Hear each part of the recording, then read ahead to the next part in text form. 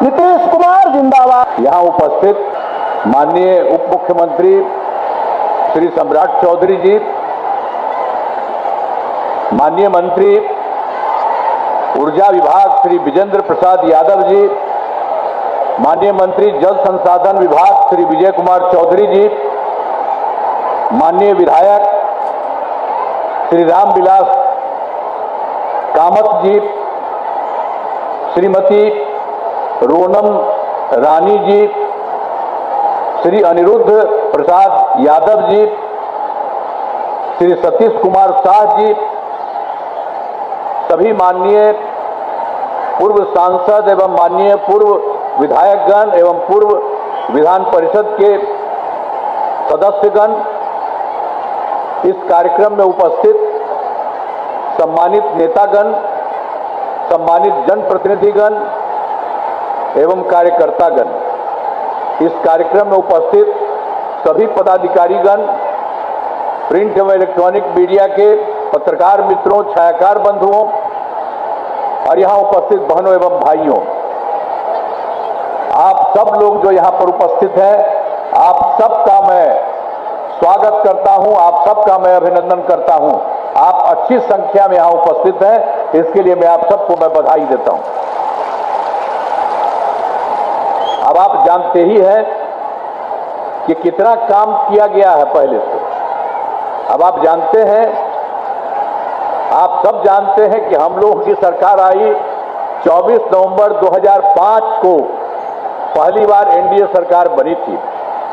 लेकिन आप जान लीजिए, उसके पहले जो सरकार थी तो हम लोगों ने तो बहुत काम किया है।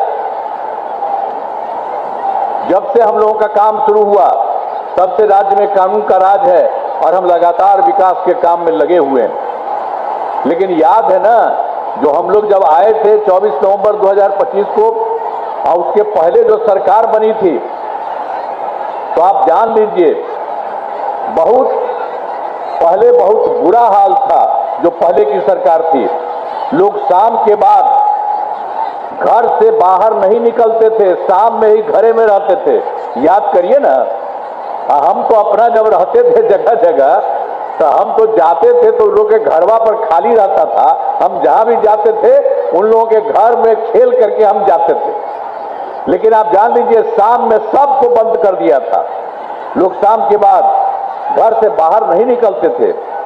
समाज में कितना विवाद होता था, कितना हिंदू मुस्लिम झगड़ा होता था। पढ़ाई का क्या हाल था, बहुत कम बच्चे पढ़ते थे, बहुत कम पढ़ाई होती थी उन लोगों के टाइम में।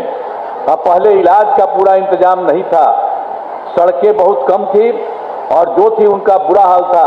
अब बिजली बहुत कम जगह थी, ये पहले का था। और उसका जब हम लोगों की सरकार बनी, हम लोगों ने यहाँ पर इतना ज्यादा सारा का सारा काम यहाँ पर पूरे तौर पर किया।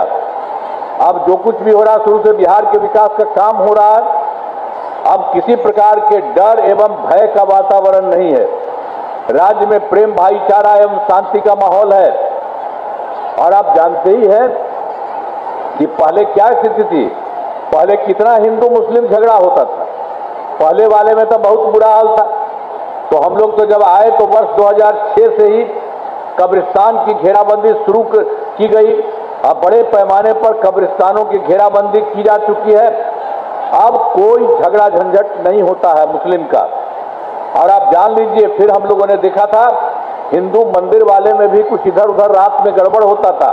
तो हम लोगों ने 2016 में 60 वर्ष से पुराने हिंदू मंदिरों की घेराबंदी की गई और जिससे चोरी आदि की घटनाएं नहीं होती हैं। और सब तरह से काम, सर्वप्रथम शिक्षा के क्षेत्र में हम लोगों को जो भी मौका मिला सब काम करना शुरू किए। जब से हम लोग आए, सर्वप्रथम शिक्षा के क्षेत्र में विशेष ध्यान दिया गया। हम लोगों ने बड़ी संख्या में नए स्कूल खोले और नियोजित शिक्षकों की बहाली की। लड़के लड़कियों के लिए पोशाक एवं साइकिल योजना चलाई। वर्ष 2023 से बिहार लोक, उसके बाद हम लोग तो पहले कर दिए थे, वो लोग कहा था कहने के लिए, हमने कहा नहीं आप ही चला दीजिए।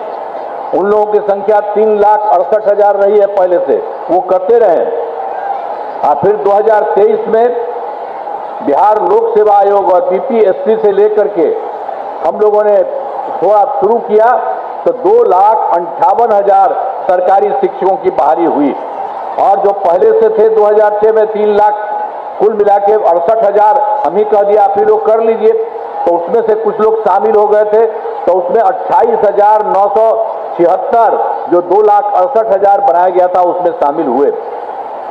और उसके बाद जब उसमें शामिल हुए तो हम लोगों ने तय किया कि इसके लिए कोई जरूरत नहीं कि बीपीएससी की परीक्षा में आए, तो हम लोगों ने ये कर दिया कि पूरे तौर पर उसके लिए उन्हें 5 मौके तय किए।